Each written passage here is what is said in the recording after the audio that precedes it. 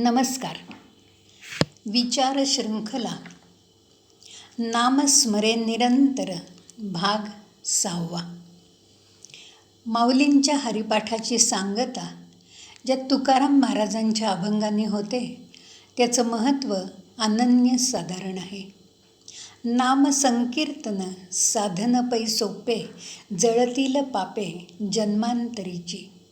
न लगती सायास जावे वनांतर, सुखे येतो घरा नारायण.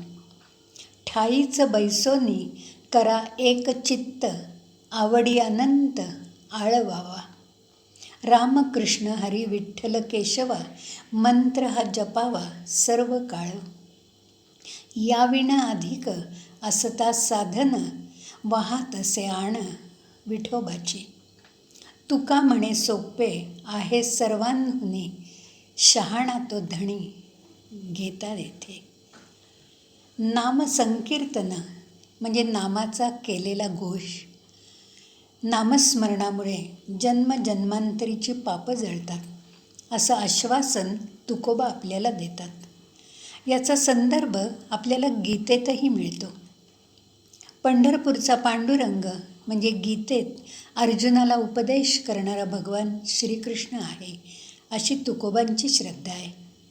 विभूती योगात भगवंत सांगतात की यज्ञापैकी नाम जपरूपी यज्ञ हे माझं स्वरूप आहे. जे भक्त नित्य अत्यंत प्रेमाने माझं भजन करतात त्यांचा योगक्षेम मी वाहतो. हे सांगणारा भगवान श्रीकृष्णच पंढरपुरी विटेवर उभा आहे. त्याचं नामस्मरण ही सुलभ उपासना आहे. नामसंकीर्तनासाठी रानावनात जावं लागत नाही, तर प्रत्यक्ष नारायण भक्तांच्या घरी येतो. याची असंख्य उदाहरणं आपल्याला बघायला मिळतात.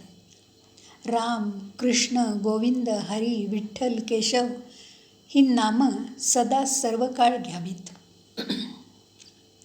नामापेक्षा दुसरं कुठलंही साधन मोठं नाही याची ग्वाही या अभंगात तुकोबांनी दिली आहे. नामस्मरणाने जन्मजन्मांतरीची पापं जळतात हे खरं असलं तरी तुकोबांनी आपल्याला असंही बजावलं आहे की आलिया भोगासी असावे सादर. नाम सुलभ आहे पण प्रारब्ध कठीण आहे. कुठलाही सद्गुरू किंवा भगवंत भक्ताच्या जीवनातील संकटांचं दुःखांचं कधी हरण करत नाही, तर त्यावर मात करण्याची शक्ती भक्ताला देतो. कलियुगात नाम हे उत्तम साधन आहे. नाम घेता मन निवे, जिव्हे अमृताची झरे. नामाने मनःशांती मिळते, आनंद होतो, मन स्थिर होतं. म्हणून हाकारोनी तुका सांगे, नाम घेता राहू नका. मुखी नाम आणि हाती मोक्ष ही संतांची अनुभूती आहे. नामातच चारी मुक्तीचा आनंद मिळतो.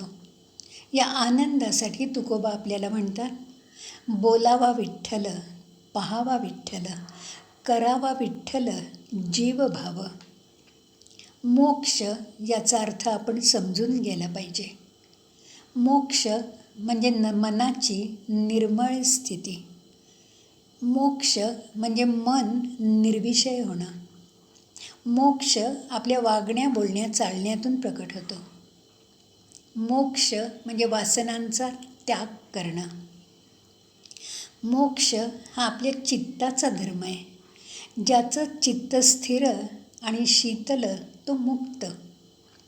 ज्याचं चित्त अस्थिर संतप्त तो बद्ध. मोक्ष म्हणजे स्वर्गीय आनंदाचा क्षण. मोक्ष हा परमपुरुषार्थ आहे. आपल्या ठायी असलेल्या सगळ्या गुणांची, क्षमतांची पूर्तता होणं म्हणजे मोक्षाची प्राप्ती होणं. मनाची प्रसन्नता हे मोक्षाचं प्रवेशद्वार आहे. म्हणून तुकोबा आपल्याला असं सांगतात की या मोक्षाचं गाठोडं असं देवापाशी नाही आहे, तर ते आपल्याच हाती आहे. तुझं आहे तुझं पाशी, परी तू जागा चुकलासी. हेच खरं. नामस्मरणात तुकोबांचं मन पूर्ण रमलं स्वतःला विसरलं आणि ते मन विठुमय झालं. विठुरायाच्या नामरूपी खजिन्याची, भांडाराची किल्ली तुकोबांच्या हाती आली. त्यामुळे तुकोबांनी संत वृत्तीने भक्तीचं, नामस्मरणाचं भांडार स्वतःपुरतं मर्यादित न ठेवता ते सगळ्यांसाठी खुलं केलं. अवघ्या जगाला दिलं आणि तुकोबा जगद्गुरू तुकाराम महाराज झाले.